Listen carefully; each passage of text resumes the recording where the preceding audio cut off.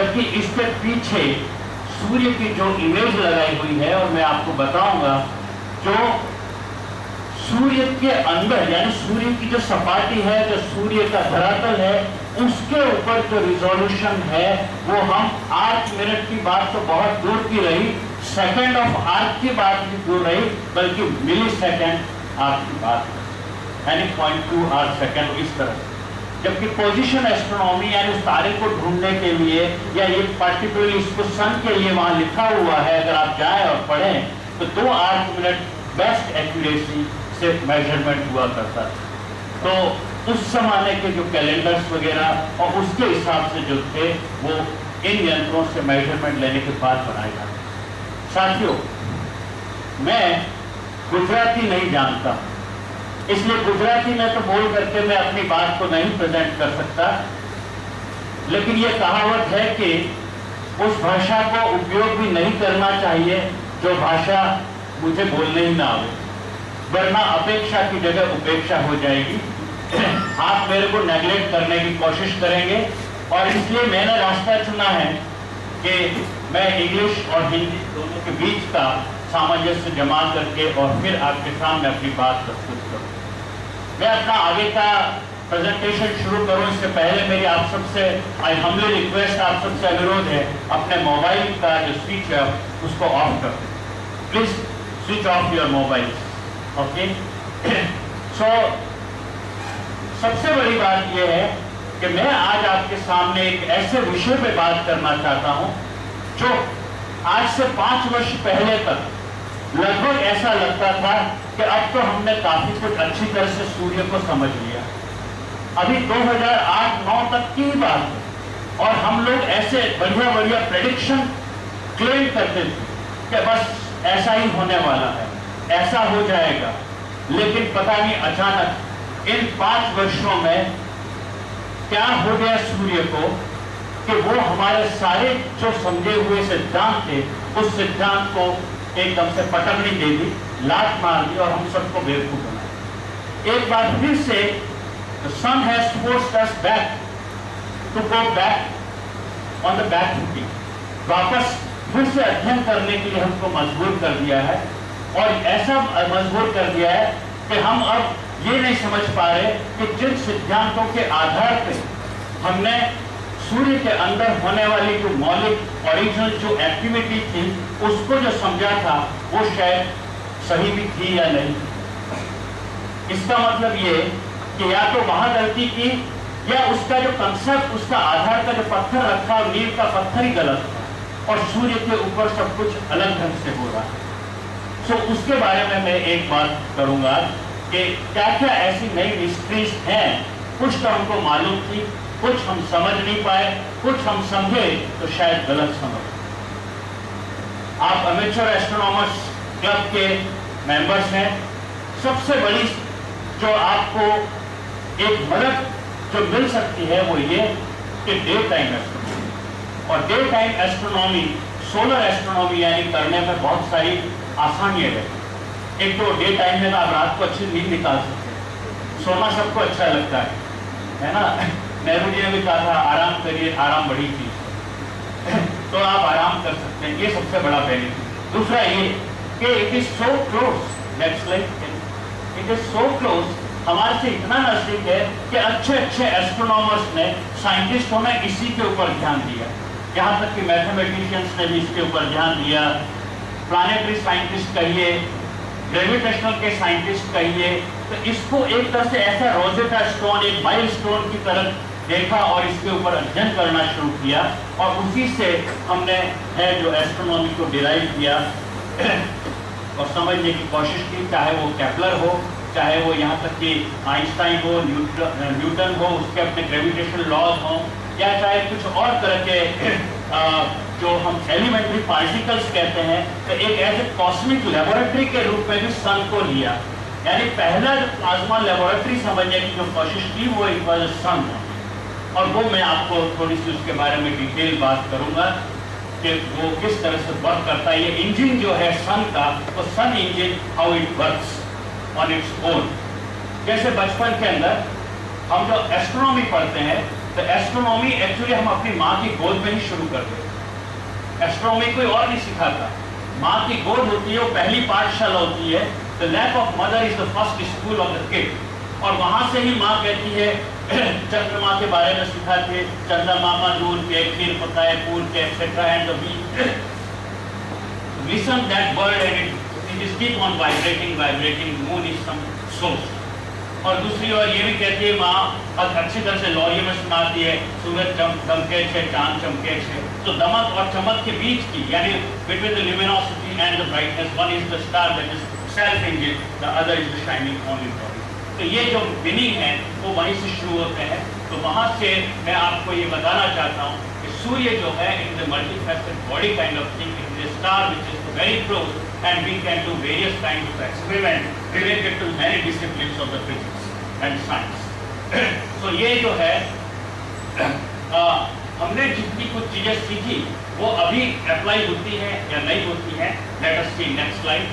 So first let me tell about the biodata, जो resume है सूर्य का, जो उसका करिकुलम विटे है, उसके बारे में थोड़ा सा बात कर देते हैं।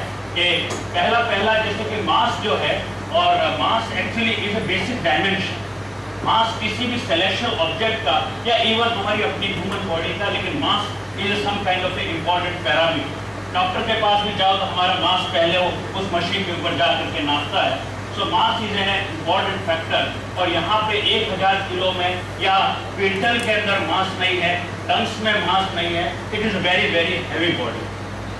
But on the other hand, as I said that it is a star, which it is all high temperature gas body। तो लोग अक्सर पूछते हैं इसीलिए तुरंत ही कि अगर हाई टेम्परेचर गैस की बॉडी है और आप कह रहे हो कि एक सर्कुलरली वेल डिफाइंड बॉडी है, अगर करने का अच्छा रहेगा ओके फॉर मी, तो मेरे को थोड़ा पढ़ भी पाऊंगा। सो यहाँ पे मैं आपको थोड़ा सा, जो थोड़े से अमेच्योर एस्ट्रोनॉमर तो नहीं है लेकिन सीखने के लिए कुछ आए हैं, तो मैं उनको थोड़ा सा कंपैरिजन के लिए बता देता हूँ कि अगर मैं एक तराजू ले लूँ, suppose it is possible to take a balance और एक पलड़े में सूर्य रखूँ, तो दूसरे पलड़े के अंदर मेरे को जो है 3,33,000 पृथ्वी रखनी पड़ेगी, जितना सूर्य भारी। How many? 3,33,000 earth I have to put up in the other planet. इतना सूर्य जो है, यानी इसका मास जो है वो 10⁻33 ग्राम्स के अंदर आता है। उसका रेडियस यानी डायमीटर, अगर मैं सर्किल ड्रॉ कर लूँ, जैसे कि अभी मैंने थोड़ा सा सूर्य आपको बताया था, नेक्स्ट और बताऊंगा, उस सर्किल के सेंटर से पास होती हुई line, that is the diameter line, उस डायमीटर के ऊपर आप 109 पृथ्वियां रख सकते हैं। सूर्य इतना, it is just on the linear dimension okay. लेकिन as I say that sun is a star, एक वॉल्यूमेट्रिक बॉडी है, एक स्फेरिकल बॉडी है, और उसको फुटबॉल की तरह मान लेते हैं। और फुटबॉल के ऊपर जैसे वो खुला होता है हवा भरने के लिए, उसमें अगर मैं पृथ्वियाँ डालनी शुरू करूँ उस पूरे वॉल्यूम के अंदर, तो 13 लाख पृथ्वियाँ अंदर रखनी पड़ेगी। 1.3 मिलियन इतना सूर्य बड़ा। So these are various kinds of things, and the luminosity you can see over here that this kind of luminosity, and the age जो है, I think I should come slightly nearby। और अगर as आप देखें तो अभी 4.6 to 10⁹ years के आसपास का इसका एज बताया गया है, यानी roughly you can say 5 billion years, about half of the age which sun already has lost। जितनी उम्र निकल चुकी है, मीडियम साइज का हो चुका है, उतना ही अभी और जाने का। Next slide.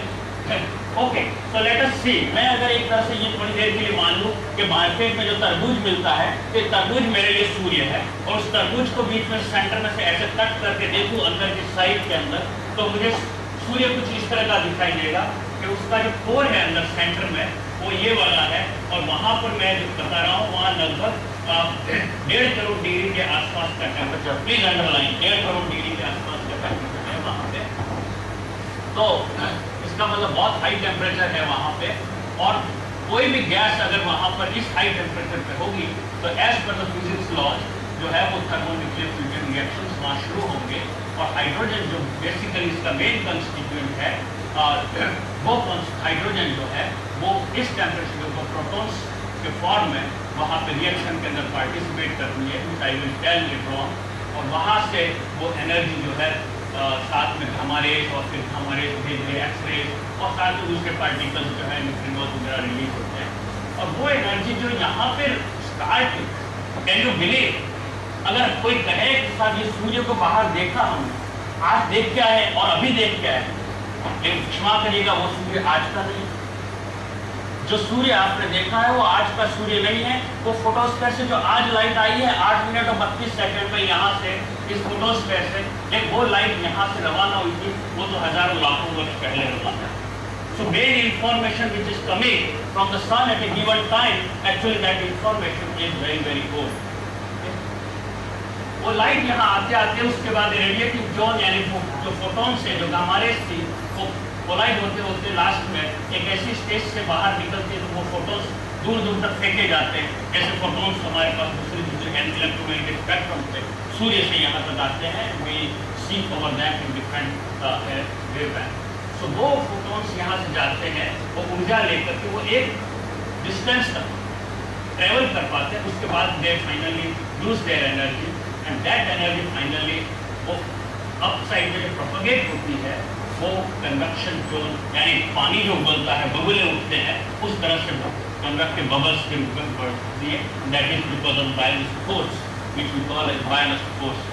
उसकी वजह से वहाँ पर बायोनिक फोर्स से बबल्स के ऊपर आते हैं और वो बबल्स यहाँ ब्राइट और डार्क फॉर्म में दिखते हैं। जो बबल्स नीचे से आते हैं, एनर्जी लेके आते हैं, वो ब्राइट होते हैं, उनका टेम्परेचर ज़्यादा होता है और हर बबल के पास में वापस नीचे करंट्स जाती है, हीट करंट्स, तो वो डार्क दिखाई देते हैं और इस पैटर्न को हम ग्रेजुलेशन बोलते हैं। ये सारा पैटर्न हमको फोटोस्फीयर पे दिखाई देता है। साथ में अगर हम और बाहर निकले तो फिर डेंसिटी जो है वो और कम होती चली जाती है, लेकिन एक दूसरे कलर के अंदर जो दिखाई देता है वो क्यों दिखाई देता है अपन बाद में बात करते हैं। उसको क्रोमोस्फीयर बोलते हैं, लेकिन वो बहुत लाइट होता है, वो हमको दिन के टाइम पे नहीं दिखाई देता है। And that is what adventurous thing you can do as an amateur astronomer. आप कुछ ऐसे फिल्टर्स वगैरह लगा करके और क्रोमोस्फीयर को कंटिन्यूअसली ऑब्जर्व कर सकते हैं। And there are many things which you can observe and you can do really a good contribution to the astronomy. साथ में यहाँ डार्क डार्क मार्किंग जैसे दिखाए और सन स्पॉट्स कहे जाते हैं, जो मेन सोलर एक्टिविटी के हिस्से हैं। और इस पे मैं थोड़ा आज ज़्यादा बात करूँगा यहाँ राजकोट में कि ये अब कम क्यों हो गए हैं और इसका मतलब ये कि हमने जितना समझा वो सारी थ्योरीज फेल क्यों हो रही है। इसके बाद में और बाहर निकले तो ये जो व्हाइट दिख रहे हैं वो सारा एक कोरोना का हिस्सा है जिसको प्रभामंडल बोलते हैं। और वो जब सूर्य ग्रहण होता है तब हमको अच्छी तरह से दिखाई देता है, क्योंकि मेन जो हॉट बॉडी है वो उस समय कवर कर ली जाती है चंद्रमा की वजह से, और वो अपन देखेंगे। तो मैं सूर्य के अलग अलग जो हिस्से हैं इनको अपन देखते हैं और एक रियल मूवी बनाई है। उस मूवी नेक्स्ट स्लाइड। और अच्छा, अभी पहले थोड़ा टेम्परेचर डेंसिटी की बात करते थे, मैं शायद पहले मूवी दिखाने की इच्छा थी, लेकिन ओके स्लाइड।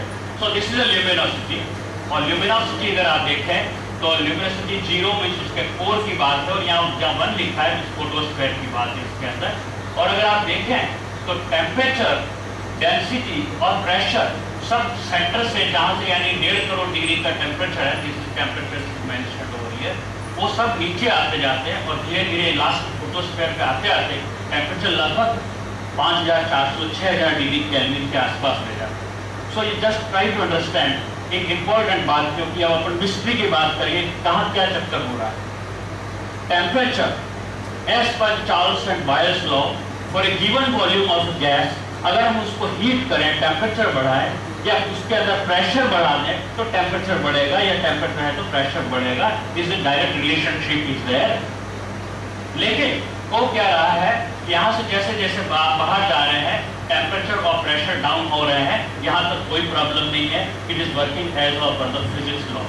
और डेंसिटी भी जो है वो भी धीरे धीरे डेंसिटी जो है वो नीचे आती जा रही है, गिरती जा रही है। ल्यूमिनोसिटी जो है डेफिनेटली जो हम है फोटोस्फीयर से जहाँ से बिल्कुल दमकता हुआ जो सूर्य प्रकाशमान दिखता है वो यहाँ पर सबसे ज्यादा ल्यूमिनोसिटी। Next slide. और अब यहाँ पे जो 0 है वो फोटोस्फीयर की बात, यानी वहां तक मैंने बात कह दी, यानी 700,000 किलोमीटर जो रेडियस है सूर्य का, यानी सेंटर से उसके बाहर बॉर्डर तक वो 700,000 किलोमीटर उसका रेडियस, या यूँ कहें कि 14 लाख किलोमीटर उसका डायमीटर है। तो मैं यहाँ फोटोस्फीयर मार्क करता हूँ कि फोटोस्फीयर है और इस फोटोस्फीयर के यहाँ पे टेम्परेचर लगभग ये लॉग स्केल है, यहाँ 6000 डिग्री के केल्विन के आसपास टेम्परेचर है। और ये टेम्परेचर और बाहर निकलते हैं, यानी अब हम सूर्य से बाहर की ओर जा रहे हैं, मीन्स हम क्रोमोस्फेयर और कोरोना की तरफ जा रहे हैं। और आप देखिए कि टेम्परेचर एक बार और कम होता है और यहाँ लगभग 5000 डिग्री 4800 5000 के आसपास आ जाता है और फिर धीरे धीरे टेम्परेचर जो है वो बढ़ना शुरू होता है और बढ़ते बढ़ते बढ़ते यहाँ क्रोमोस्फेयर में आते आते लगभग 10,000 डिग्री के आसपास हो जाता है और कोरोना तक जाते जाते वो 2 लाख डिग्री के आसपास हो जाता है। जबकि प्रेशर और डेंसिटी अभी भी नीचे ही आ रहे हैं, यानी गैस है वो कह सकते हैं कि आप थोड़ी पतली होती जा रही है, गैस की डेंसिटी है वो कम होती जा रही है, यानी प्लाज्मा की जो डेंसिटी वो कम हो गई लेकिन टेम्परेचर ज्यादा हो रहा है और डेंसिटी अगर कम हो जाती तो उसका दिखाने वाला विजिबिलिटी का फैक्टर है वो कम हो जाता है चाहे भले टेम्परेचर ज्यादा हो। तो ये टेम्परेचर इतना ज्यादा होने के बाद हमको वो कोरोना नहीं दिखाई देता जब तक कि इक्लिप्स नहीं हो। क्रोमोस्फेयर के लिए हमको आर्टिफिशियली इक्लिप्स करें या कोई ऐसे फिल्टर्स डिजाइन करें तब दिखाई देता है। लेकिन मेरा जो मेन कहना है कि ये टेम्परेचर बढ़ा तो बढ़ा क्यों, जबकि वहां कोई और मैकेनिज्म नहीं है, कोई ऐसा सिस्टम नहीं है सूर्य के अंदर कि जिसकी वजह से हम ये टेम्परेचर बढ़ा सकें क्रोमोस्फेयर और कोरोना का, जबकि on the other hand density and pressures which are continuously reducing. हमने पिछले 100 सालों से समझते समझते कई सारे मैकेनिज्म समझने की कोशिश की। 2 बड़े मैकेनिज्म में आपके सामने बात कहना चाहता हूँ। एक मैकेनिज्म लोगों ने ये कहा कि क्योंकि सन जो है वो एक कोलॉइडल फील्ड है, एक सूर्य अपने आप में एक मैग्नेट है और वहाँ मैग्नेटिक फील्ड होने की वजह से और ये पूरा हाई टेम्परेचर प्लाज्मा होने की वजह से मैग्नेटो हाइड्रोडायनेमिक वेव्स यानी तरंगें छूटती रहती हैं जो अंदर फोटोस्फीयर के नीचे से कन्वेक्शन से आती हैं और वो कंटिन्यूसली आती हैं और वो आ करके जिनका डैम्पिंग का डिस्टेंस है और एनर्जी जहाँ डंप करती है वो क्रोमोस्फेयर और ऊपर कोरोना तक जाती है, इसकी वजह से इनका टेम्परेचर बढ़ता है।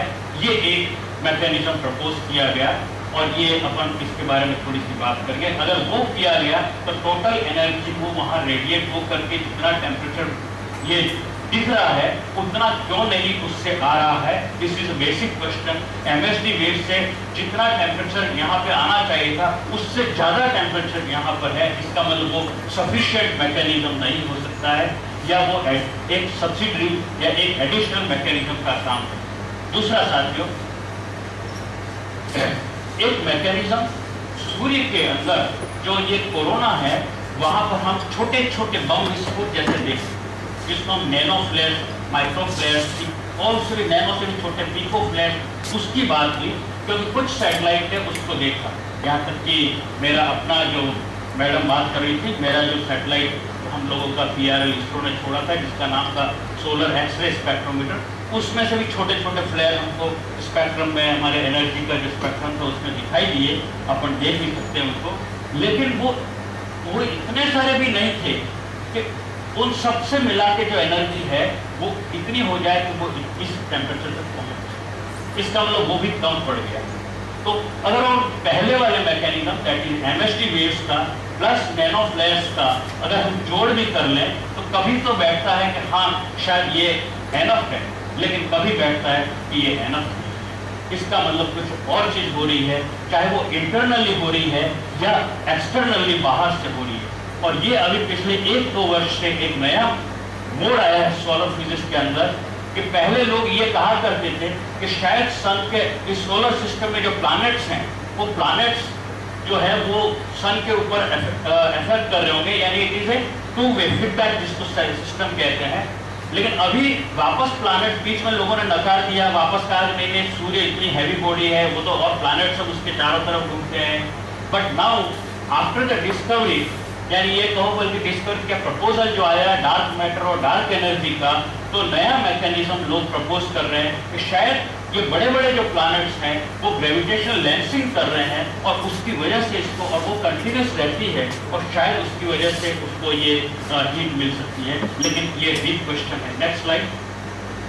सो माय फर्स्ट आर्ग्यूमेंट, ये पहली मिस्ट्री है कि आखिर ये क्रोमोस्फेयर और कोरोना को इतना हाई टेम्परेचर मिल रहा है और ये हीटअप हो रहे हैं तो क्यों हो रहे हैं, और इसके लिए वर्ल्ड के अंदर जो है कई सारे अमेच्योर एस्ट्रोनॉमर्स अब लग गए हैं कि now they also can contribute very significantly by measuring the irradiance, जो मैं आपको बात बताऊंगा कि जो डायरेक्ट फोटोमेट्रिक इंटेंसिटी है in various wave bands, which is more important not only for this work but also for the climate study. तो इसकी वजह से ये जो है मैं आपको एक proposal big bang amateur astronomical club जो है, so you can start and your help is in the next door. Professor J.J. Raval, who is going to start some institute also in astronomy and astrophysics, and he is already planning some solar observatory. So I had good discussion during the lunch time, and whatever the best help we can do, we will also give help for this. But this is a very important question nowadays again, कि ये reason क्या, और ये इसका answer नहीं देंगे तो दूसरा जो क्वेश्चन आने वाला है अभी आपके सामने रखेंगे, that will become a more serious. Next slide. So after this now, ये आपको करने के बाद मैं अब आपको थोड़ा सा आकाश में दर्शन कराता हूँ कि ये सूर्य के अंदर वास्तव में होता क्या है और कैसे कैसे होता है, और रियल ऑब्जर्वेशन जो है. तो एक सोहो मिशन है हमारे इंडिया की, कुछ रिमोट सेंसिंग के मिशन और दूसरे कई सारे सैटेलाइट वर्ल्ड के गए, उनकी ऑब्जर्वेशंस को सबको मिक्स करके और नासा ने कुछ मूवी बनाया था. इस पर जहाँ पे मैं मूवी की बात करूँ, डबल क्लिक करना वहाँ पे तो स्टार्ट हो जाएगा. डबल क्लिक करो, सेंटर नहीं, आप गलत उसके बीच में ला दो, बीच में, हाँ इसके बीच में लाओ, माउस लाओ बीच में, हाँ यहाँ डबल क्लिक करो, अरे बीच में, हाँ सेंटर में, हाँ डबल क्लिक, हाँ गुड, थैंक यू. सो ये समझ लीजिए कि टाइम स्क्वायर सेंटर है और यहाँ से सैटेलाइट जो मान लीजिए हमारा ऑडिटोरियम सैटेलाइट है. We are going outside now and we will be living very shortly outside earth. हम धरती से बाहर निकलेंगे और धरती से बाहर निकलते हमारा सबसे जो नजदीक का जो ऑब्जेक्ट है it is the moon, as you know चंद्रमा है. और सबसे पहले इसलिए हमारे सैटेलाइट का जो मुकाबला होगा वो चंद्रमा से होगा.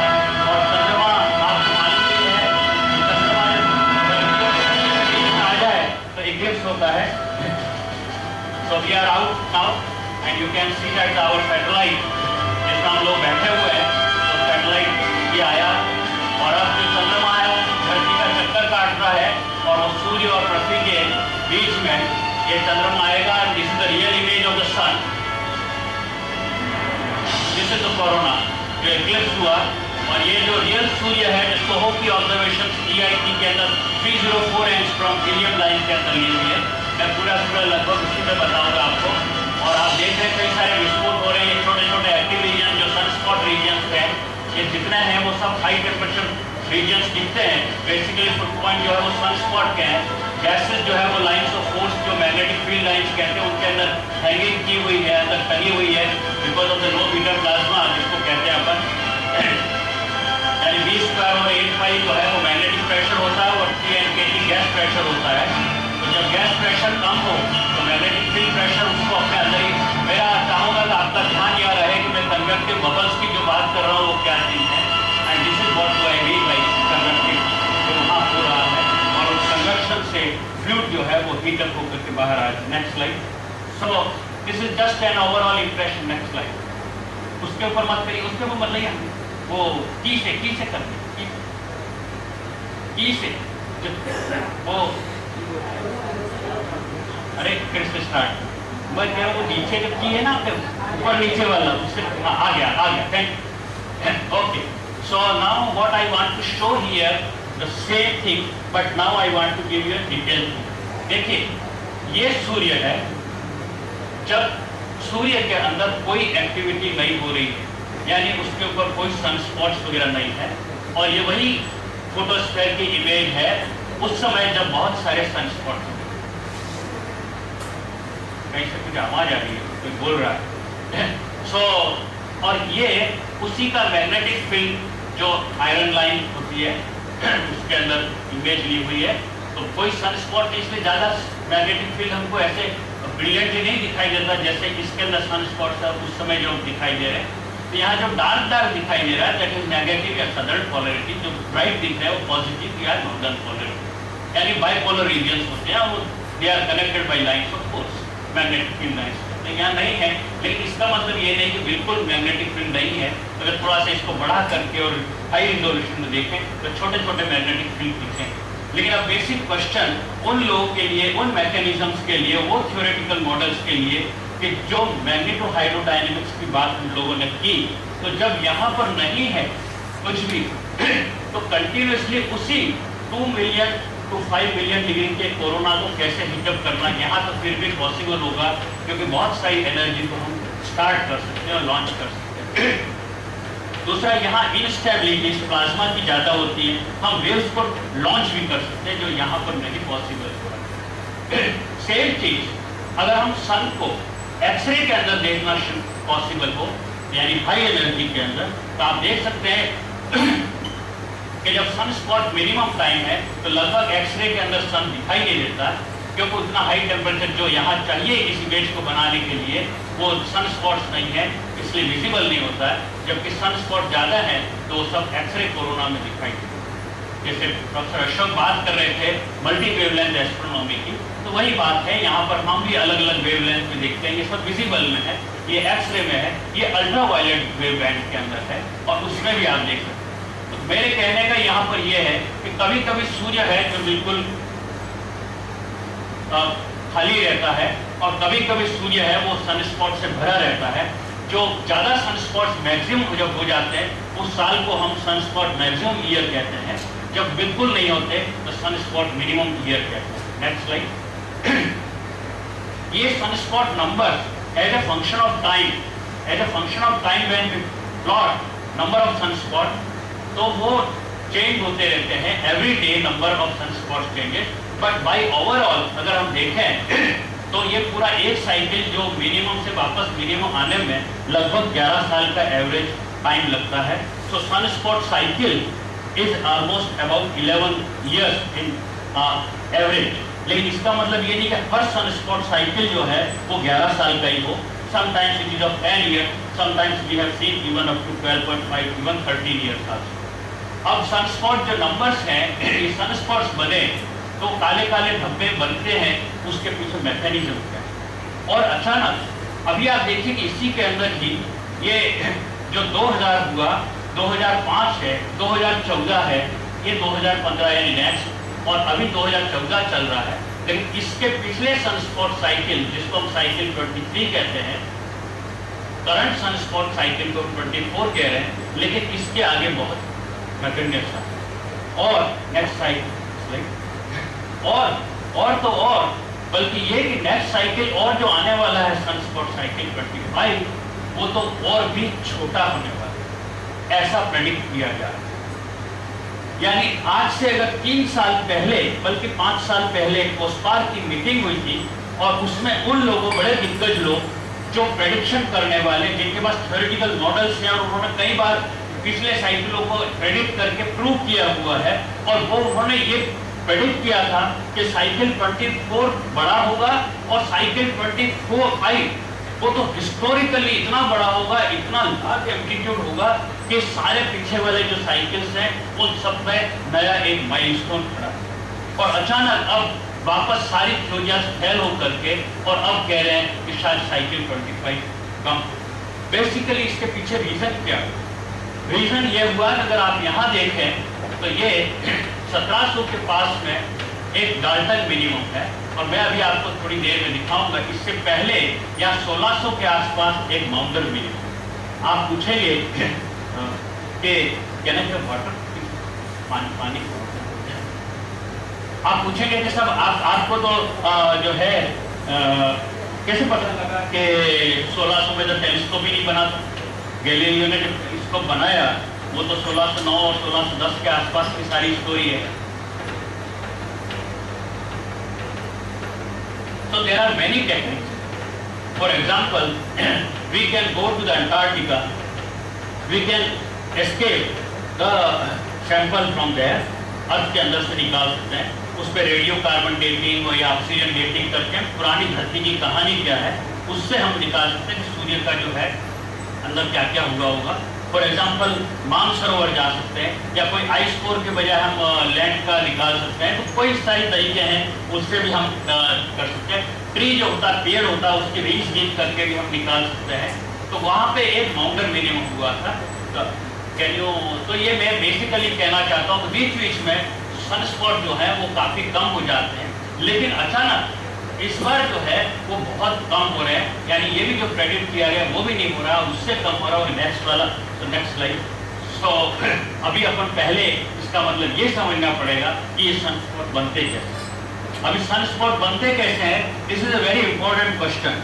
और अभी अगर जितनी हमने थ्योरी सोची कि ये जो थ्योरी है वो अच्छी तरह से काम कर रही है, और वो सनस्पॉट बनते इसी थ्योरी के हिसाब से ही बनते हैं, because we know two fundamental aspects. दो चीजें सूर्य के बारे में अच्छी तरह से हमको पता है। एक तो ये कि कन्वेक्शन जोन, यानी ग्रेनुल्स दिखते हैं, नीचे से बबल्स आते हैं, ठीक है, यानी कुछ कन्वेक्टिव फ्लो हो रहा है। लेकिन दूसरा एक बहुत इंपॉर्टेंट डिस्कवरी हुई जिसको हम ये कहते हैं कि डिफरेंशियल रोटेशन, यानी सूर्य का जो सेंटर पार्ट है वो तो तेज चलता है, सूर्य का सेंट्रल यानी इक्वेटर पार्ट है वो रोटेशन करता है, वो बहुत तेजी से चलता है, वो 27 दिन में पूरा कर लेता है।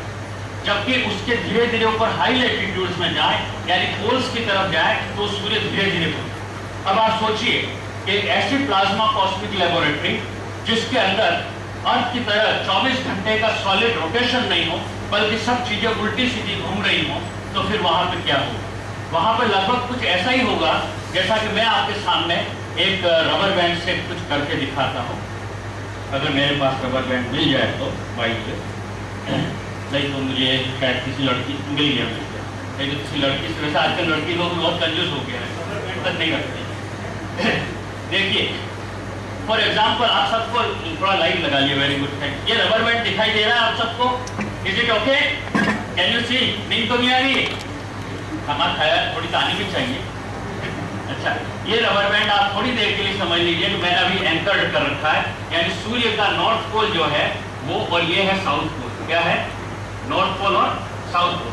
थोड़ी देर के लिए मान लीजिए कि नॉर्थ पोल और साउथ पोल तो स्ट्रॉन्ग मैग्नेटिक फील्ड है, बीच वाला थोड़ा हल्का पड़ेगा। और अब मैंने आपको क्या कहा कि डिफरेंशियल रोटेशन है, यानी इक्वेटर है वो थोड़ा सा जल्दी घूमता है, 27 दिन में घूमता है, और जो टॉप के पोर्शन है वो करीब 36 दिन के आसपास है। अपन रफली एसिम्प्टोटिक पिक्चर ले रहे हैं, कोई सॉलिड मेरे पास सन नहीं है, बट जस्ट ट्राई टू सी। और मेरी अंगुलियों पे वॉच करके रखिएगा, मैंने ये बराबर इक्वेटर पकड़ लिया, और मैं इसको टॉप नॉर्थ और साउथ को तो एंकर्ड करके रखता हूँ क्योंकि उनको धीरे घुमाना है, और इसको मैंने थोड़ा तेज ले लिया और ये लेके गया और एक रोटेशन पूरा कर देता हूँ उसका। ये रोटेशन हो गया। अभी आपको क्या दिखाई दे रहा है? क्या हो गया? आप सबको दिखाई दे रहा है ऊपर और नीचे गांठ पड़ गई है, बड़ा दिख रहा, क्योंकि ये थोड़ा स्लो था, मैंने इसको जल्दी घुमाया। ये मैंने एक रोटेशन पूरा किया, और मैं जब तक ये फिर घूमेंगे, क्योंकि 27 और 36 दिन का है, ये फिर से सेकंड राउंड भी करके आ जाएगा इक्वेटर वाला, जब तक वो पहले वाला ऊपर और नीचे वाला एक राउंड और हाफ करेगा। लेकिन जब तक इसके 4-5 हो जाएंगे तब तक उसके 2 ही होंगे। अंडरस्टूड? और उसकी वजह से ये आप एक चीज अब देखिए, थोड़ा सिंपल जो चीज है, जो गांठ ऊपर बनी थी सबसे पहली गांठ, और वो गांठ धीरे धीरे नीचे की तरफ खिसक रही है। दिख रहा है आपको? थोड़ा सा यहाँ पे दिख रहा है आपको, थोड़ा सा ऐसा बन गया है, ये ऊपर जा रहा है, ये नीचे जा रहा है। Okay, everybody stick. Magnetic field जो है पर यूनिट एरिया जो होता है, दैट इज मैग्नेटिक फील्ड और magnetic field strength per unit area is flux. हमारे यहाँ फिजिक्स में, आप सब फिजिक्स में नहीं हो तो भी सबको जरूरत नहीं है, लेकिन हम इसको फ्लक्स बोलते हैं। ओके, और ये फ्लक्स जब ज्यादा हो जाए किसी अपनी एक लिमिट से, एक क्रिटिकल लिमिट से, तो वो टूट के अलग हो जाए। एंड दैट टूट के अलग होना, that separation of magnetic flux is nothing but the sunspot. Okay, that is sunspot is form, वो अलग हो जाता है, दैट इज नोन एज, वहां पे जो लोकल बनता है, ठीक है, that is toroidal magnetic field की तरफ टूट के बाहर आ जाता है, और वो सनस्पॉट बनता है। अभी तक हमने ये समझा, अभी तक हमारे पास में ये थ्योरी थी और ये वर्क कर रही थी, ऐसा हम मानते थे। ओके, अब अगर ये सब कुछ सही चल रहा है, everything is working okay, can you turn off the lights again back? Yes. So मैं इसी बात को जरा इसी के ऊपर कौन डिलेस या कौन, हाँ, जरा इसके सेंटर में माउस लाके डबल क्लिक करना। ये सन अपन घुमा रहे हैं, नॉर्थ और साउथ की जो लाइंस हैं, और ये देखिए ये चली, जो जल्दी चल गई और घूम के वापस आया, ये टर्न कराया, ये देखो गांठ पड़ी, इधर से ये गांठ पड़ी, सब बिखर गई। एंड दिस इज व्हाट, अभी मैं आपको क्या बताना चाह रहा हूँ कि वो जो टूट के तो अलग हुआ, लेकिन मैंने आपको ये भी बताया था नीचे से जो कन्वेक्शन की करंट्स, जो हीट करंट्स हैं, वो उसके ऊपर निकल रही है, और वो जहां नहीं पहुंच पाएंगे, जो थोड़ा अलग हो गया है, तो वो अम्ब्रा की तरह, यानी वहां डार्क दिखेगा। इसका मतलब ये नहीं कि टेम्परेचर बहुत कम हो गया है, वहां 4000 डिग्री का अभी भी टेम्परेचर होता है। तो नेक्स्ट स्लाइड। तो वो सनस्पॉट्स बनते हैं, और ये सनस्पॉट्स बनने का अगर तरीका, नेक्स्ट स्लाइड, अरे हाँ, ओके। तो ये सनस्पॉट्स अपनों ने बना लिए, ये अलग अलग हुए सनस्पॉट्स। इस मतलब जो है वहां से वेस्ट की तरफ घूम करके जाते हैं, और ये जो घूमने का जो टाइम है एक साइड से दूसरी साइड जाने का, लगभग 13.5 दिन के 14 दिन के आसपास होता है। और उसी से हम लोगों ने निकाला कि सोलर रोटेशन पीरियड जो है सेंटर के आसपास कितना होगा, इधर कितना होगा, इधर कितना होगा, एक्सेट्रा एक्सेट्रा। और वो जो है सन स्पॉट की साइज निकाली, एरिया निकाला, मैग्नेटिक फील्ड की स्ट्रेंथ, मैग्नेटिक फील्ड मैग्नेटोग्राफ के थ्रू बनाया, उसके थ्रू निकाली, और इसकी काफ़ी detail study statistical point of view से, उसके स्पेक्ट्रोस्कोपिक पॉइंट ऑफ व्यू से, उसकी फोटोमेट्रिक पॉइंट ऑफ व्यू से कई तरह की स्टडीज कर ली पिछले 150-200 साल के अंदर। Next slide. और फिर हाँ, इसके बीच में सेंटर में ला, ये इसी का मैग्नेटिक फील्ड इमेज है, यहाँ पे सेंटर में जब देख कर, तो ये सन जो घूमेगा और आपको थोड़ा 3D ऐसा दिखेगा, लेकिन मैं जो यहाँ कहना चाह रहा हूँ कि वहाँ तो खाली सन स्पॉट्स दिख रहा था, डार्क डार्क, लेकिन यहाँ ब्राइट और डार्क जो दिख रहे थे, लेकिन बीच में ये छोटे छोटे बहुत सारे मैग्नेटिक फील्ड्स दिखाई दे रहे हैं। तो वो जो मैंने आपको बताया कि अलग होकर छटक के चले जाते हैं, तो कई बार क्या होता है कि नीचे से जो कन्वेक्शन करंट्स आ रही हैं, तो वो उसको इतना हिट करके कई बार उस ट्यूब यानी फ्लक्स जो कंसंट्रेट हो उससे पहले भी उसको अलग कर देती है, और वो चारों तरफ से डिस्ट्रीब्यूट हो जाता है। ऐसा हमारा मानना था कि मैग्नेटिक फ्लक्स है वो जगह जगह बिखरा हुआ रहता है, और वो जो बिखरा हुआ मैग्नेटिक फील्ड है वो भी 11 ईयर के हिसाब से चलता रहता है। ऐसा नहीं कि सन के ऊपर बिल्कुल समाप्त हो जाता है, और उनके बीच में से छोटे छोटे जो नैनो फ्लैश वगैरह जो बात कर रहे थे वो होते रहते हैं। ऐसा एक आइडिया। Next slide. ये सन स्पॉट का बहुत हाई रिजोल्यूशन पिक्चर है। इस बीच का जो पोर्शन है वो अम्ब्रा कहा जाता है, उसके बाहर जो रेडियल फ्लो जैसा दिख रहा है उसको हम पेनुम्ब्रा कहते हैं। कुछ टेम्पररी जो है सन स्पॉट्स बनते हैं, 1 दिन में 2 दिन में समाप्त हो जाते हैं, उनको हम फोर्स कहते हैं।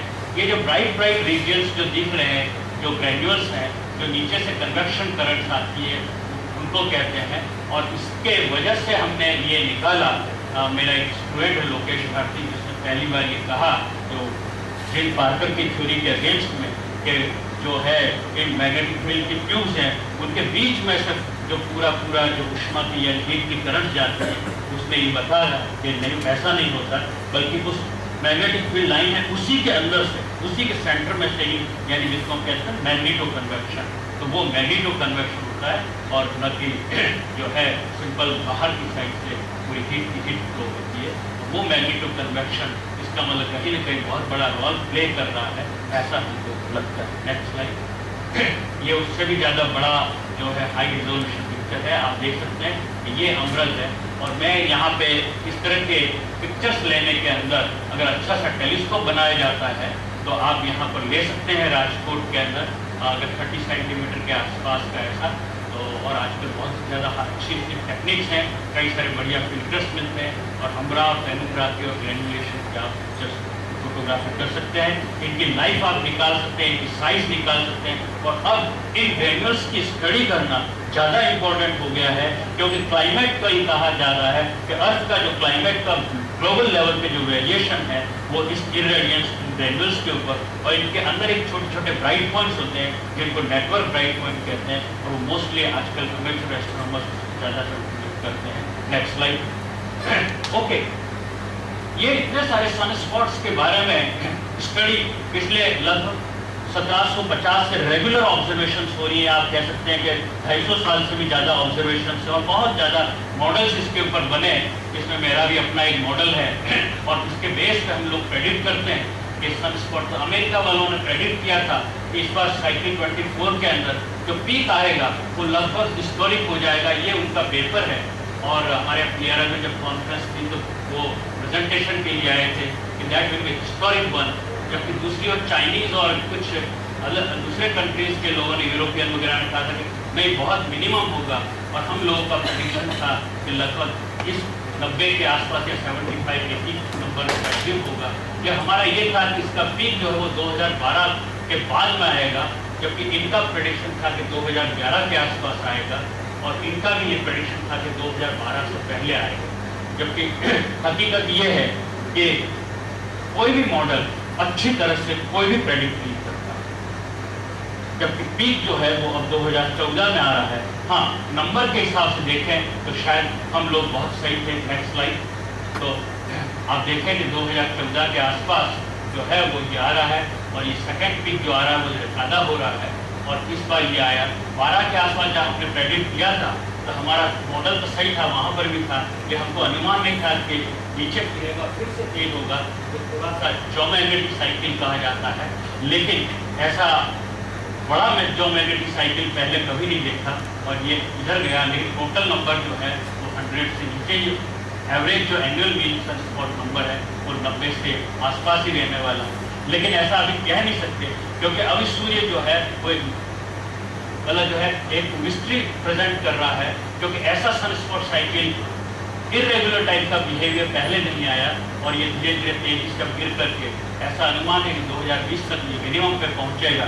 इसके बाद इसका उठना, फिर से उठना बहुत मुश्किल है।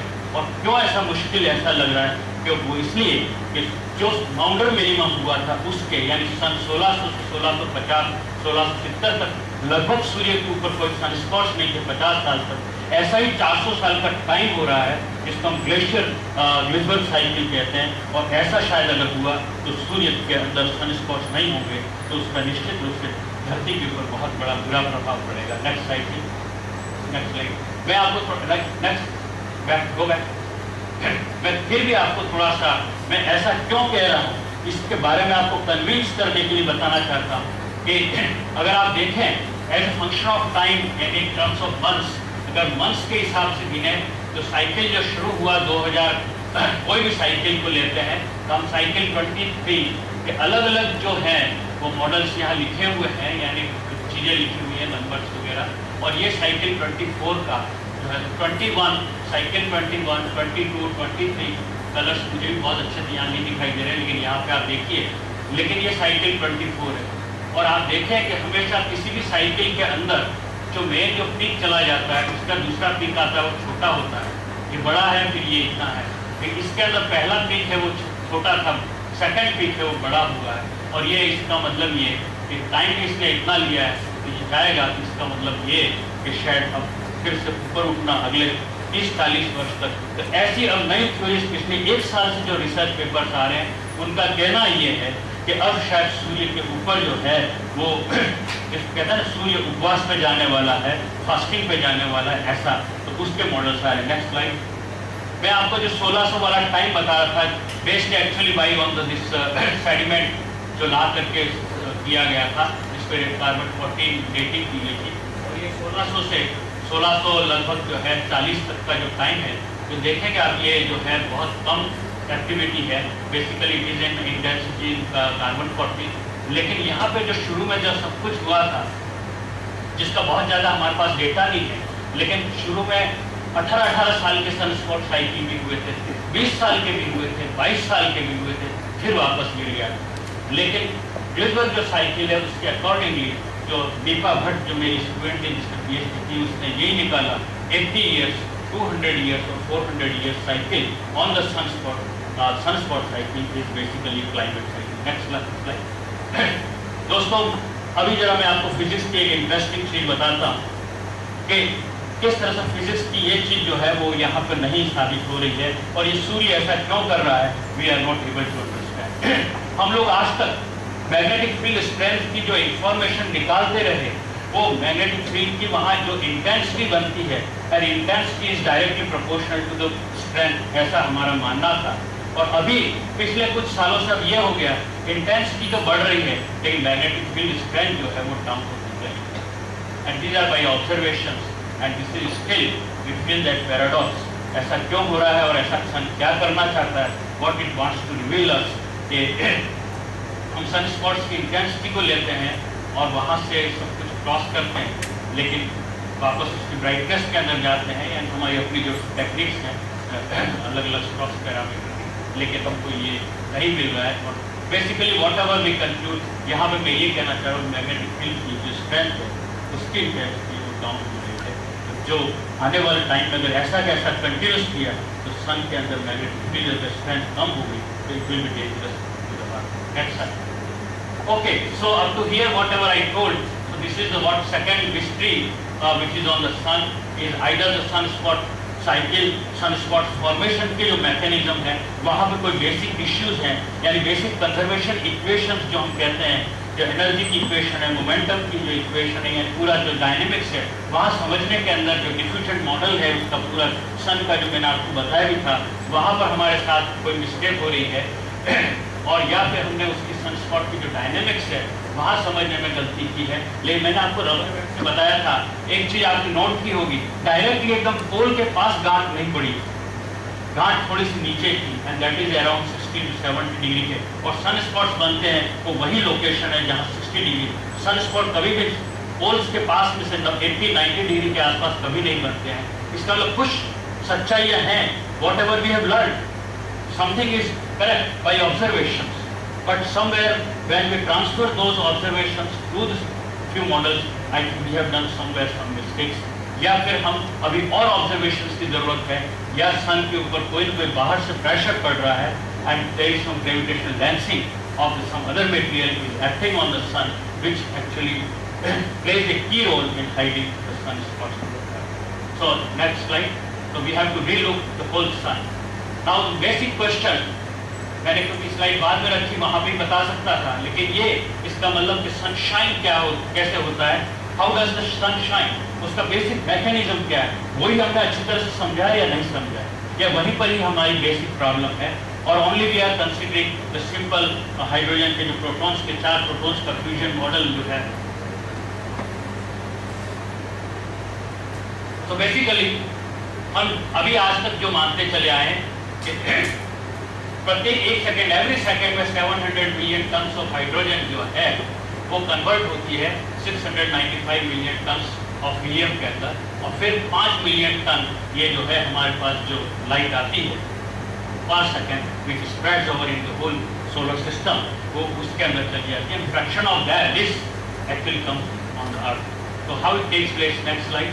तो बेसिकली 4 प्रोटॉन्स हाइड्रोजन के जो हैं वो 4 प्रोटॉन्स फ्यूज होते हैं, finally it goes to helium, energy plus neutrinos. So ये जो 4 फ्यूज होते हैं ये और न्यूट्रिनोस निकलते हैं, एनर्जी रिलीज हुई तो मैंने बताई, वो एनर्जी हमारे हाई एनर्जी गामा रेज वो वहाँ पे जो मटेरियल है उससे कोलाइड होते रहते हैं, और धीरे धीरे वो कई हजारों सालों के अंदर वो वहाँ एक्सरेज तक पहुँचते हैं, और एक्सरेज से धीरे धीरे प्रोटॉन्स जो है वो थ्रो होते हैं, वो रेडिएटिव जोन के एंड तक आते आते अल्ट्रावायलेट या उसके अंदर आकर के वो वहाँ डिपॉजिट हो जाते हैं, then it confines. But who confines, why it is confined over there, whether the plasma body of such a high temperature will stop finally up to that limit, and that critical areas we have to get redefined. Next slide. These are the, I will skip, there are many other mechanisms are also, and I think now these other mechanisms also need to play key role in that. Next slide. थोड़ी आगे चलिए.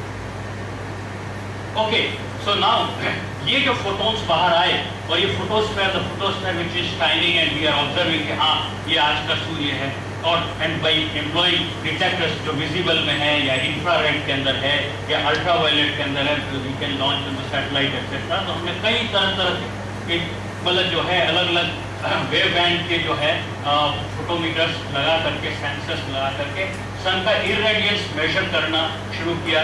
मुझे याद है जब मैंने अपना career शुरू किया था उन्हीं दिनों में एक सैटेलाइट गया था, पहले स्काई लैब गया, उसमें तो मैं नहीं था, लेकिन SMS सोलर मैगजीन मिशन के टाइम से तब से इरेडियंस अलग अलग सैटेलाइट के ऊपर रेडियोमीटर्स लगाए जाते हैं। और ये जो इरेडियंस अगर आपके इतना जरा सा variation it is significant, it is within the error bar, लेकिन ये जो है वो जब क्लाइमेट के साथ जब चेंजेस यहाँ पे देखते हैं within our Earth's atmosphere of the troposphere particularly, or the tropospheric winds etc., और या जो बड़े बड़े क्लाइमेट साइकिल हैं उनके साथ जब देखते हैं तो they say that this variations are actually really significant and particularly over every 1 year mean is very significant over there. अभी जब से ये डिस्कवरी हुई कि गैलेक्टिक कॉस्मिक रेज जो है वो सन के मैग्नेटोस्फीयर से आकर के टक्कर खाती है और उसमें वहाँ पे शील्डेड हो जाती है because of the strong magnetic field and strong magnetic field exist when the sunspot numbers are high. जब सूर्य के ऊपर ज़्यादा होंगे तो ज़्यादा मैग्नेटिक उसका स्फीयर है जो मैग्नेटिक फील्ड जिसको हम हिलियोस्फीयर कहते हैं वो ज़्यादा स्ट्रॉन्ग होगा तो ज़्यादा शील्ड हो जाए। और वो लेकिन जब आती हैं वहाँ से जो भी रिलीज होती है और ये कहा गया कि वो क्लाउड्स फॉल करती है अर्थ के ऊपर, क्लाउड्स फॉल करती है and they are responsible even some papers now claim कि वो रेनफॉल के लिए भी important. It means cosmic rays से लेकर के now sun which is in between the player तो वो सब मिला करके रेडिएशन जो है वो मेजर करना फिर से ज़्यादा जरूरी हो गया। So now every satellite actually for the sun also carries the photometric instruments and they see various kind of. Next slide. ये कॉस्मिक रेज की जो बात कर रहा था, जब सनस्पॉट नंबर्स अगर ज़्यादा हो जैसे सनस्पॉट साइकिल है ज़्यादा सनस्पॉट का है तो इसका मतलब ये कि सूर्य का जो हिलियोस्फीयर है वो magnetic field point of view से ज़्यादा स्ट्रॉन्ग होगा तो कॉस्मिक रेज को शील्ड कर देगा यानी उसमें एब्जॉर्ब हो जाएंगी। वो धरती के ऊपर जो न्यूट्रॉन मीटर्स हैं उनमें नहीं पहुँच पाते। ऑन द कॉन्ट्रेरी जब सनस्पॉट नहीं है when the minimum sunspot number is there then their heat is very high. So now there is a question कि सनस्पॉट अगर ज़्यादा है उस समय रेनफॉल ज़्यादा होगी या कॉस्मिक रेज की इंटेंसिटी ज़्यादा है उस समय रेनफॉल ज़्यादा होगी। लेकिन जो स्टडी बताई गई वो ये कि ज़्यादा सनस्पॉट्स हैं उस समय ज़्यादा रेनफॉल होती है और जब मिनिमम सनस्पॉट है रेनफॉल कम हो जाता है। It means it is other way around and this can be seen next slide. शायद आगे है लेकिन आई विल शो यू कि अगर आप किसी भी पेड़ का जो आपके यहाँ राजकोट में बहुत बड़ा पुराना कोई पेड़ और अगर आपको उसकी जो रूट सेक्शन कट करने मिले यानी उसके ऊपर रिंग्स देखेंगे सर्कुलर रिंग्स होंगी और वो जाडी रिंग होंगे थिक रिंग्स होंगी और थिन होंगी थिक होंगी और थिन होंगी and each ring is separated by 11 years and by thick ring and thin ring you can find out कि किस रिंग के अंदर फोटोसिंथेसिस प्रोसेस बेटर हुआ है किसमें एक्चुअली क्लोरोफिल ज़्यादा मिला है और वो थिक हुई है। थिक हुई इसका मतलब ये कि रेनफॉल ज़्यादा हुई है। थिन है इसका मतलब उस साल उसके अंदर जो है वो बारिश कम हुई and by that actually people have derived also that how the tree rings are important to go into the past what was the climate in the past. So currently you see we have now many kinds of models, we have many kinds of observations. Now we have observations for neutrinos, we have understood very well neutrino problem is solved. Temperature we can measure. We can also go by the helioseismology, what are the compositions, what are the seismic waves inside. We can measure by the helioseismology sound speed, density, rotation, everything very precisely.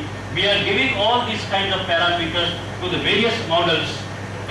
अभी पिछले 2-1.5 साल पहले nature के अंदर paper आया, हमारे एक साथी हैं दिव्येंदु नंदी करके उनका पेपर आया, दूसरों के पेपर आए, इवन पीटर गिलवेन के मॉडल आए। लेकिन हम लोग को समझ में नहीं आ रही हम कहाँ मिस्टेक कर रहे हैं।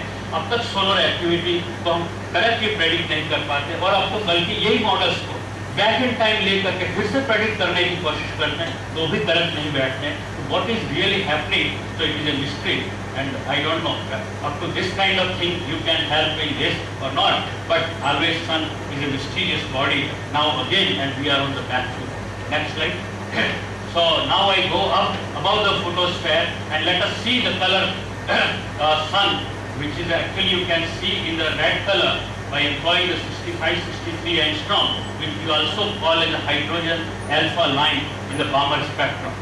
Okay, so अगर उसके थ्रू अगर आप नैरो बैंड में देखते चले जाएं तो आपको कई सारी नई नई चीजें सूर्य के अंदर की दिखाई देंगी।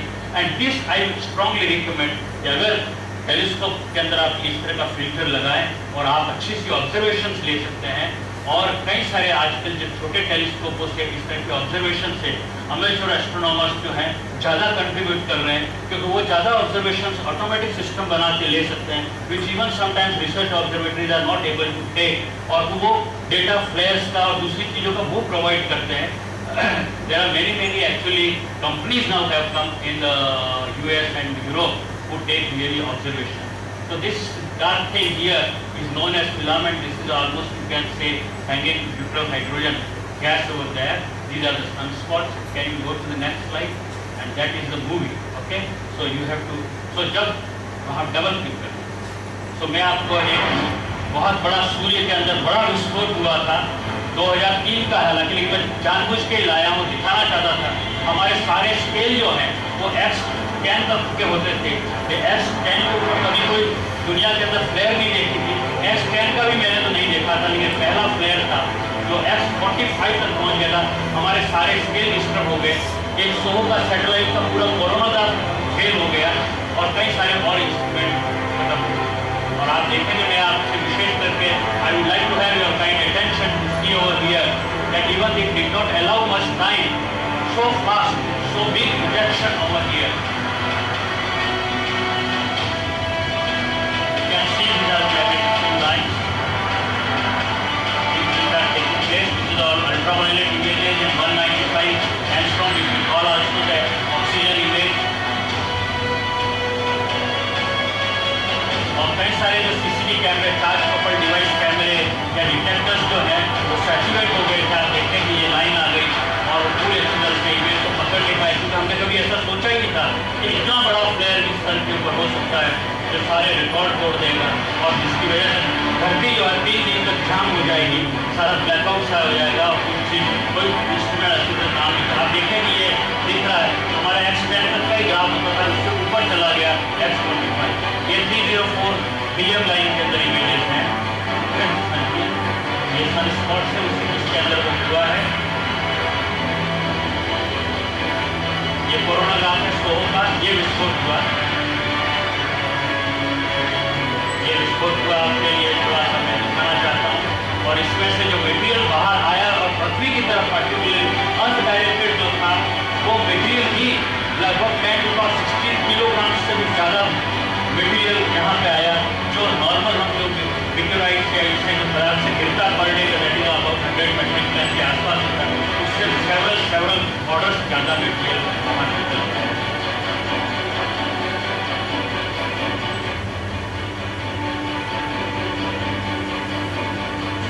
Okay, you can stop it and go to the next slide, because I will run out. तो ये उसी का ही जो विस्फोट है उसका एक स्नैपशॉट लेकर के दिखाया है। मूविंग है, इट कैरीज आल्सो।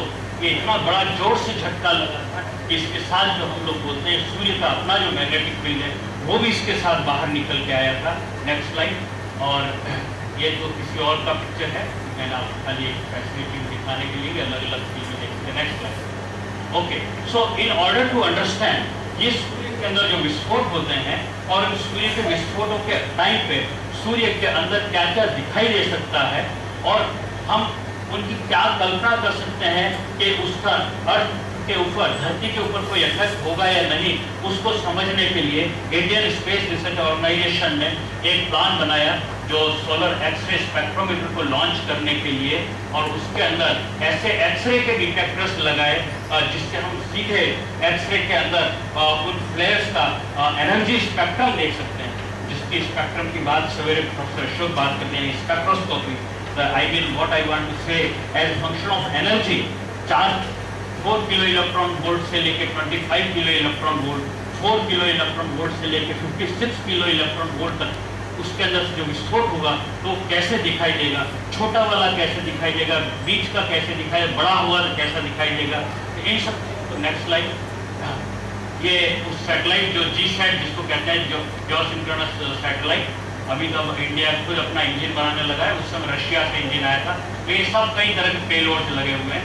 यहाँ पर सॉक्स जो है वो लगा हुआ है। ये दूसरे सब प्रोजेक्ट के डायरेक्टर, इंजीनियर्स और वगैरह है।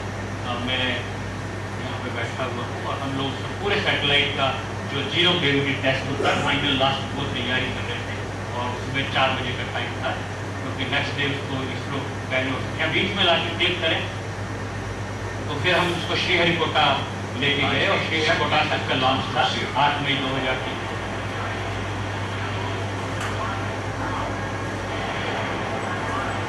और ये इसका लॉन्च हो रहा है G-SAT-2 का, और उसमें हमारे कस्तूरी रंजन शहर में थे।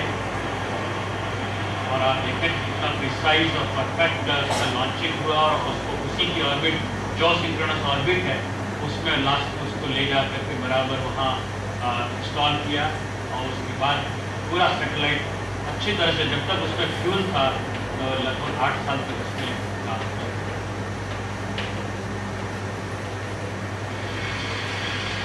So this was the final launch. You can go to the next slide. So अभी ये मैं आपको जरा दिखाना चाहता हूँ कि विशेष करके ये जो है वो टाइम है यहाँ पे और टाइम के ऊपर लाइट कर्व एक तरह से यानी इंटेंसिटी जो है उसकी और अलग अलग एनर्जी के अंदर ये दिखाई है। जैसे लाइट डार्क है तो वो 4 to 9 के आसपास होगा। आप देखें मैं जब कह रहा था एक छोटा नैनो फ्लेयर टाइप की जो चीज़ें होती है माइक्रो फ्लेयर वगैरह, तो ये इस तरह का है और बड़ा फ्लेयर होता है तो वो इस तरह का है और थोड़ा बीच की इंटेंसिटी का है तो इस तरह का है। और इसके एनालिसिस से अगर मैं यहाँ पे पूरा बना सकता हूँ जैसे नेक्स्ट स्लाइड के अंदर है, नेक्स्ट स्लाइड, तो आप देखें कि ये एक्स एक्सिस पे जो है वो एनर्जी है, ये टाइम वाला ही है और ये एनर्जी के अंदर आप मैं थोड़ा सा ये चीज़ आप सबके साथ शेयर करना चाहता हूँ क्योंकि ये मेरी ज़िंदगी का सबसे बड़ा क्षण था, मोमेंट था, क्योंकि मेरी अपनी थ्योरी थी, मॉडल था कि जब सूर्य के अंदर विस्फोट होगा, सोलर फ्लेयर होगा, तभी उसके अंदर ये आयरन लाइन दिखाई देगी और साथ में निकल लाइन भी दिखाई देगी।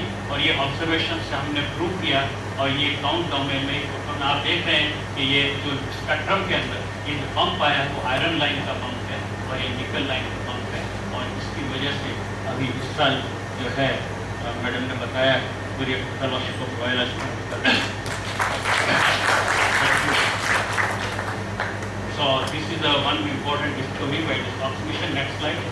आप देखें कि यहाँ पर एक फ्लेयर हो रहा है और ये हमने क्रोमोस्फेयर में ऑब्जर्व किया है।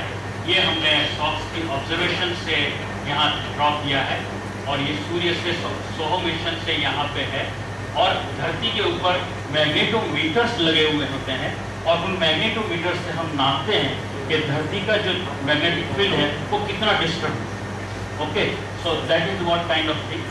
यहाँ पे लाके डबल क्लिक करें या और वो जो फ्लेयर हुआ उसकी वजह से ये एमिशन आया है। I can not run all the movies at A time और ये जो है जियोमैग्नेटिक फील्ड है और ये डिप देख रहे हैं ये वाला, तो this is what we call it geomagnetic storm.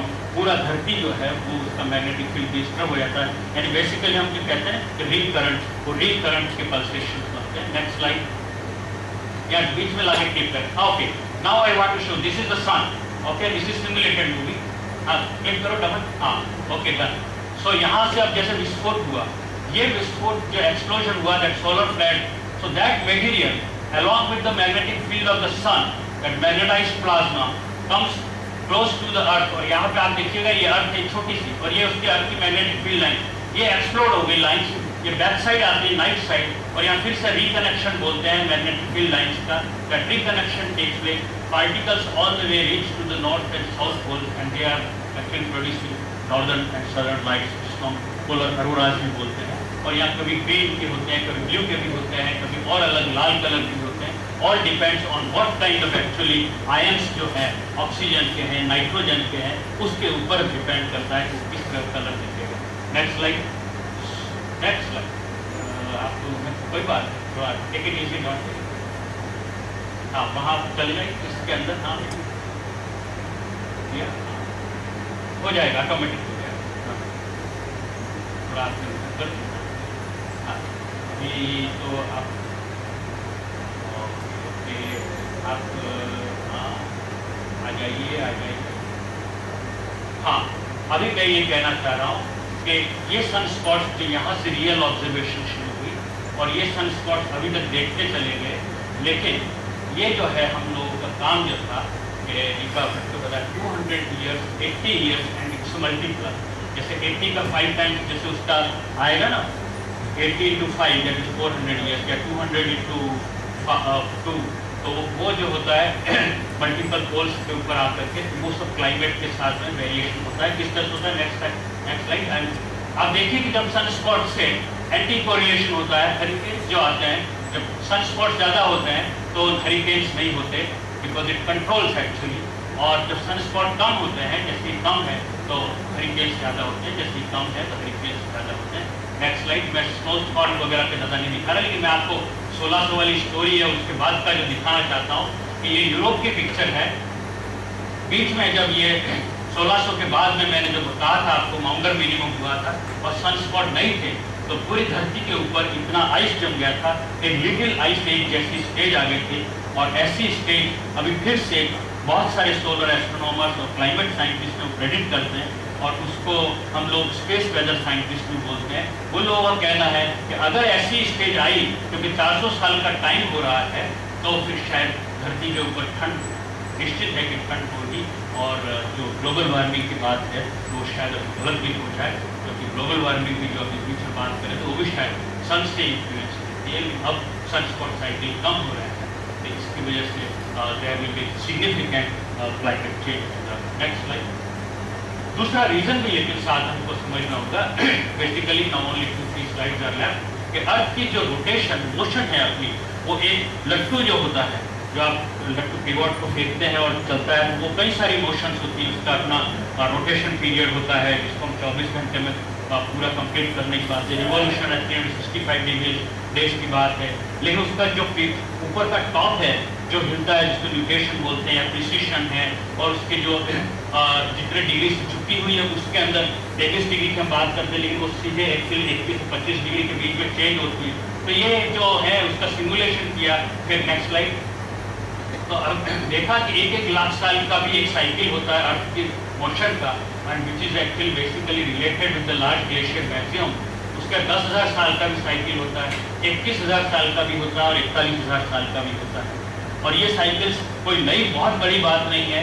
ये जो साहब उसमें कह रहे थे हमको डेफिनेटली पढ़ना चाहिए, हमारे अपने पुराने सिद्धांत पढ़ने चाहिए, और वेदों के अंदर भी लिखा हुआ है 41,000 साल का टाइम और 41 लाख साल का भी टाइम बताया गया है। और तो और सबसे बड़ी बात, वेदों के अंदर ही एक्चुअली जो है पुराण में लिखा है, कॉस्मिक ईयर की जो कहते हैं ना 25 करोड़ वर्ष का जो टाइम है, वो लगभग उसके और वेद वाले टाइम के आसपास की ही बात है। उन्होंने जो भी सिद्धांत लगाया, जो कुछ किया, but approximately they are very close to this modern calculation. Next slide. So ये बेसिकली जो है वो अंटार्कटिका से जो वॉस्टॉक से जो सैंपल लाए थे, आइस कोर लाए थे, और उसके ऊपर ऑक्सीजन का जो है आइसोटॉप से रेडिएशन दे करके उसके पीरियड्स निकाले थे। तो वो थ्योरेटिकल सिमुलेशन से करीब काफ़ी मिलते हैं। 1,000 साल का है, 41,000 साल का भी है, 10,000 साल का भी है। But in addition to that what I want to convey here कि सन के जो साइकिल्स हैं 11 साल के, 22 साल के, 80 साल के, 100 साल के, 200 के और 400 के, वो साइकिल्स भी इसके अंदर प्रोमिनेंटली दिख रहे थे। यानी इस धरती के ऊपर धरती का अपना जो इफेक्ट है, what ever the original as a consequence of the various kinds of periodicities of the earth itself. In addition to that, the solar cycles also can be seen influence of that, और उसी के साथ human evolution को बार बार देखा जाना चाहिए कि actually हमारी मानव की सभ्यता कब स्टार्ट हुई होगी। और आज हम जो इतने मॉडर्न होकर के बात कर रहे हैं, हमारा इवोल्यूशन शायद मेरा ख्याल 21,000 साल से पहले का नहीं है, ऐसा अभी जो है जो साइंटिस्ट ऐसा मानते हैं। Next slide. So I want to show you more actually detailed shape of this, and these are the real observations. Delta T जो है वो टेम्परेचर है, और जीरो जो है वो हमारा मीन एयर टेम्परेचर है। Okay, that is 15 degree. अगर उससे नीचे आता है तो कम हो रहा है, उससे ऊपर जा रहा है मतलब अर्थ गर्म हो रही है। This is all because of the earth cycle. Then this green is CO2, carbon dioxide की वजह से जो emission, that is green house gases, और ये डस्ट की वजह से जो रेड है वो उसका emission. What I want to have your time favourite attention on this, हर 1-1 लाख साल के अंदर देखें, या मिनिमम की साइड से लार्ज ग्लेशियर मैक्सिमम जिसको कहते हैं, तो लगभग हर 1-1 लाख साल के बाद में इस धरती के ऊपर हर बार आइस जमी है, और इतनी आइस जमी है कि मीटर्स के अंदर हमारी तो क्या मतलब किसी भी लिविंग ऑर्गेनिज्म को जिंदा रहने के लिए टेम्परेचर जो चाहिए तो कम से कम +8 to 10 डिग्री जो चाहिए for continuous remaining on as a living organism. अगर हम 2-4 दिन 10 दिन माइनस में रह सकते हैं, लेकिन अगर मैं आपको कहूँ 100 साल तक आपको माइनस में रहना है तो इट इज़ वेरी डिफिकल्ट। इंसान लिविंग ऑर्गेनिज्म गर्मी में तो फिर भी थोड़ा सा रह सकता है। सो दिस जीरो बेसिकली अगर आप देखें 50,000 साल, these are the years in thousands of years, और हमारा जो नया साइकिल लार्ज ग्लेशियर वैक्यूम जो हुआ था आज से 21,000 साल 25,000 साल के आसपास ही, बल्कि उससे भी कम। और उसके बाद अभी अभी हम लोग जो है जो हमने कैलकुलेट किया करीब 14 से 15,000 साल पहले प्लस साइड जो रिक्वायर्ड टेम्परेचर मैंने बताया 7-8 डिग्री के आसपास का वहाँ से, और अभी बढ़ता जा रहा है। And this is what the current time आज की तारीख में बात बता रहा हूँ। लगभग आज जो टेम्परेचर है वो करीब 20 डिग्री के आसपास 17 डिग्री के आसपास का टेम्परेचर आ रहा है, 15 से 17 डिग्री। और वो कोई इसकी वजह से नहीं हो रहा है कि हमने बहुत ज़्यादा ग्रीन हाउस गैसेस को डिस्टर्ब कर दिया। It is there but may be less than 0.4 degree और 0.3 degree, but mainly because of the earth own motion. और अभी इनका कहना है, ये है जियोसाइंटिस्ट का, कि शायद थोड़ा सा और ऊपर जाएगा जैसे ये, और उसके बाद में डाउनफॉल शुरू होगा। And the downfall is almost in close, ये जो राइज है it is in close agreement with whatever has been mentioned in our Vedic text right. So these are the various kind of things. हमेशा जब भी temperature कम होता है तो आप देखें वापस कार्बन डाइऑक्साइड उठती है, कार्बन डाइऑक्साइड वोल्केनोस से आती है, और वोल्केनोस की वजह से जब उठते हैं तो फिर से टेम्परेचर बढ़ता है, फिर से एक बार लाइफ इस धरती की शुरू होती है। Next slide. दोस्तों मैं एंड तो यहीं पर खत्म कर देना चाहता था, लेकिन मेरा एक मित्र है प्रोफेसर हरिओम वत्स, बहुत से आप लोग जानते होंगे शायद उनको, हमारे PRL हमारे साथी हैं एस्ट्रोनॉमी एस्ट्रोफिजिक्स डिवीजन में, उनके और कुछ जो और दोस्त लोग हैं उनके साथी वगैरह, उन्होंने अंटार्कटिका के ऊपर टोटल सोलर एक्लिप्स का एक प्रोग्राम किया था, और उन्होंने शेडो बैंड्स का और डायरेक्टली जो है सन को देखने की जहाँ, क्योंकि वो अपॉर्चुनिटी यूनिक थी, वो 6 महीने का दिन और 6 महीने की रात, आपने सुना होगा अंटार्कटिका के वहाँ पे, am I right, 6 months day and 6 months। इसकी वजह से उनको आइडिया ये था कि सन की कंटिन्यूस ऑब्जर्वेशन पे वो लॉन्गेस्ट एक्लिप्स था उस टाइम पे, और उसको देख सकते हैं। और उनका कहना ये कि वो उस समय जो एक्लिप्स के टाइम पे जो सिचुएशन बनने वाली थी, वो जो कोहिनूर हीरा है जो ट्रेपेजियम का जो पटियाला के महाराजा वाला, जो अभी तो हमारे यहाँ तो नहीं है, लेकिन उसकी शक्ल बनती है उस समय, और उसी के लिए वो ऑब्जर्वेशन हुई थी। Can you bring at the centre and double click, तो आप इसको एंजॉय करें। आप इस शिप के ऊपर देखें शेडो बैंड्स जा रही हैं। This contribution is from me. और अब आपको मैं होराइजन पे ले जाता हूँ जहाँ पे ये सन की ऑब्जर्वेशन, ये जो बोल रहे हो मेरे साथी एक IIA के डॉक्टर बगारे हैं, और ये आप देखें ये रियल होराइजन है, और यहीं पे यही थोड़ा सा ऊपर उठ के सन रहता है।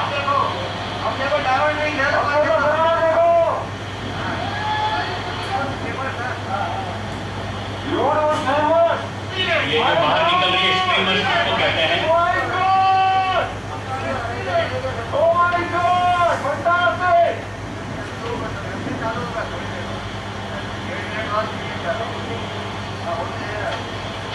अब आप देखिए थोड़ा सा डायमंड रिंग का पहला शॉट शुरू होने वाला है।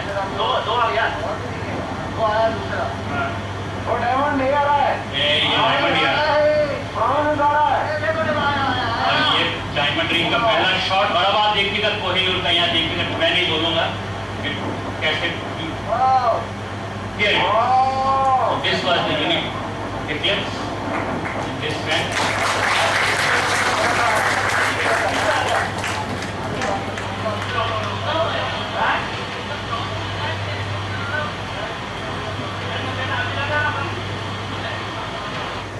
Okay, so next is thank you very much for your these are the conclusions। और इंडियन स्पेस रिसर्च ऑर्गेनाइजेशन एक नया सैटेलाइट लॉन्च करने वाला है, जो सन के ऊपर इतनी सारी मिस्ट्रीज अब हो गई हैं। तो next launch will be namely Aditya mission 2017-18 के आसपास जाने वाला है। ये जो बातें मैंने आपसे कही लगभग वही मैंने conclusion already I have done. I think I am on time. I am sorry 5 minute शायद शकुंतला मैडम मुझे एक्सक्यूज करेगी, क्योंकि स्टार्ट ही हमने 15-20 मिनट लेट किया था, but instead of 1.5 hour I think I am on time. Thank you very much and have a nice day. લકડી આપણી ફરજ પૂરી કરીએ। રાવલ સાહેબને વિનંતી કરું।